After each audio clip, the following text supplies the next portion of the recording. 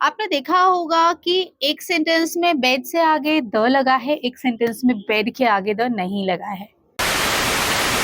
दूसरे सेंटेंस की अगर हम बात करें तो स्कूल से पहले एक सेंटेंस में द लगा है और एक सेंटेंस में स्कूल से पहले द नहीं लगा है। तो अब कौन सा करेक्ट है? ना बहुत ज्यादा इम्पोर्टेंट हो सकती है, जो जनरली हमें स्कूलों में नहीं पढ़ाया जाता या कहीं आप किताबों में नहीं देखेंगे। She goes to the school every day. She goes to school every day. He is in the bed. He is in bed. दोस्तों, ये जो सेंटेंसेस आपने देखे, इसमें आपने क्या नोटिस किया? आपने देखा होगा कि एक सेंटेंस में बेड से आगे द लगा है, एक सेंटेंस में बेड के आगे द नहीं लगा है।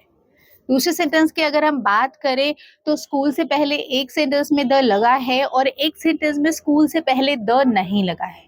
तो अब कौन सा करेक्ट है? Any guesses?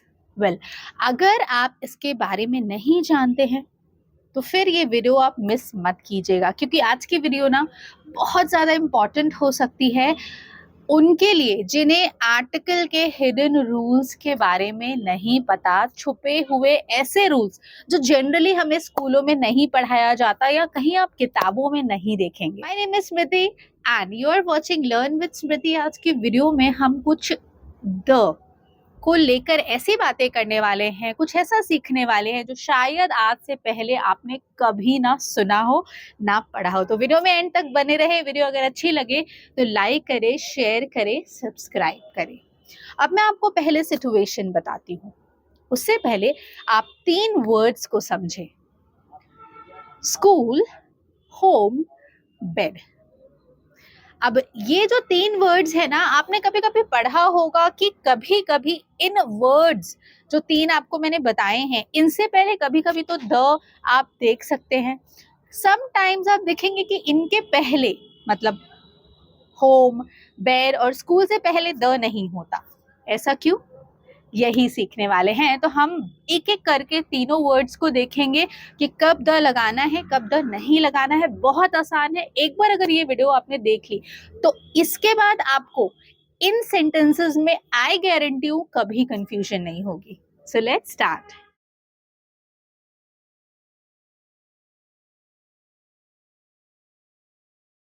सबसे पहले हम बात करेंगे होम, मतलब घर की। कब होम से पहले आप द लगाएं और कब होम से पहले आप द ना लगाएं। ध्यान रखें, जब आप होम यानी घर को रेजिडेंस के तौर पर बात कर रहे हैं या फिर एक ऐसी जगह जहां पर आप रहते हैं, कंफर्टेबल फील करते हैं, अगर आप इस सेंस में बात कर रहे हैं, तब आप द का यूज होम से पहले नहीं करेंगे।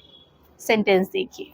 She stayed home all day. वह पूरे दिन घर पर रही। अब यहाँ पर घर ये दिखा रहा है कि एक ऐसी जगह है घर जहाँ पर हम रहते हैं, कंफर्टेबल फील करते हैं, ठीक है, हमारा रेजिडेंस होता है। होप आपको ये पॉइंट समझ आया होगा। एक और एग्जाम्पल देखिए। आई एम गोइंग होम। अब अगेन यहाँ पर जो होम है वो एक कंफर्टेबल प्लेस के बारे में बात कर रहा है, एक ऐसी जगह के बारे में यहाँ पर दिख रहा है, समझ आ रहा है, जो एक ऐसी जगह है जहाँ पर हम रहते हैं, कंफर्टेबल फील करते हैं, ठीक है। द कब लगाएं? जब अगर आप होम को एक बिल्डिंग के तौर पर ट्रीट कर रहे हो या एक बिल्डिंग की तरह से बात की जा रही हो होम की। अब बात करते हैं स्कूल की। नाउ, कब स्कूल में आप द लगाएं और कब द ना लगाएं। अब स्कूल के 2 तरीके हो सकते हैं बात करने की। पहला, स्कूल का जो प्राइमरी फंक्शन होता है, जो पहला काम होता है, जहाँ पर हम कुछ सीखते हैं, एजुकेशन लेते हैं, शिक्षा प्राप्त करते हैं। तो अगर आप इस सेंस में बात कर रहे हैं, शिक्षा लेने के, सीखने के, लर्न करने के, इस सेंस में अगर आप बात कर रहे हैं तो वहाँ पर आप द अवॉइड करेंगे। वहाँ पर आप स्कूल से पहले द नहीं लगाएंगे। I am going to school, ठीक है। अब इस सेंटेंस से ये समझ आ रहा है कि मैं स्कूल जा रही हूँ शिक्षा प्राप्त करने, एजुकेशन प्राप्त करने।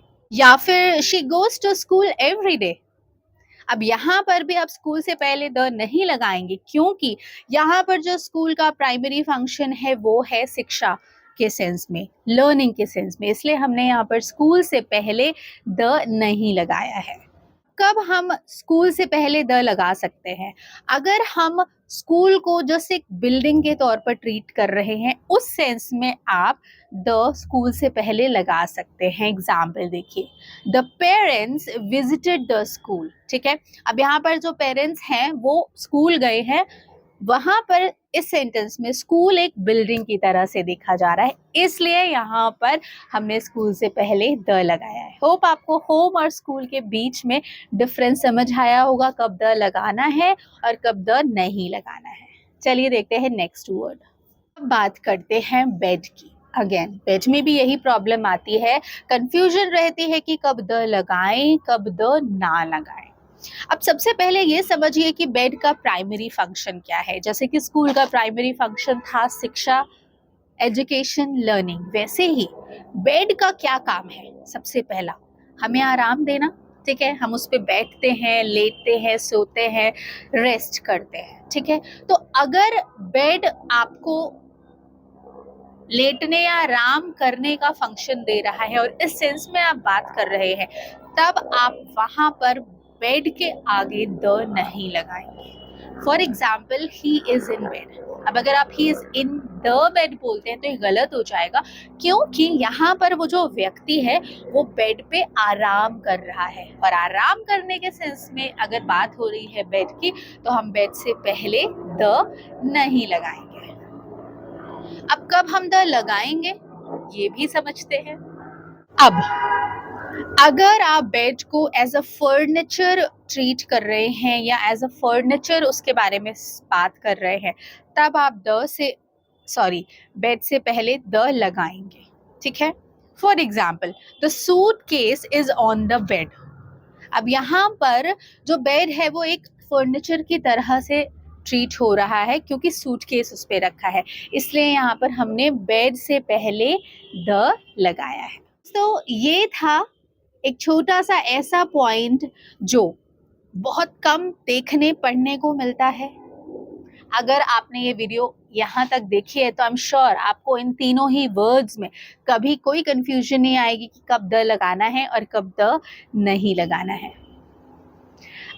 यहाँ तक वीडियो को देखने के लिए thank you so very much. Video अगर अच्छी लगी हो तो लाइक शेयर सब्सक्राइब जरूर कीजिएगा। Till then keep learning, keep improving. मिलते हैं एक और ऐसी ही इंफॉर्मेटिव वीडियो में। Thank you so much for watching.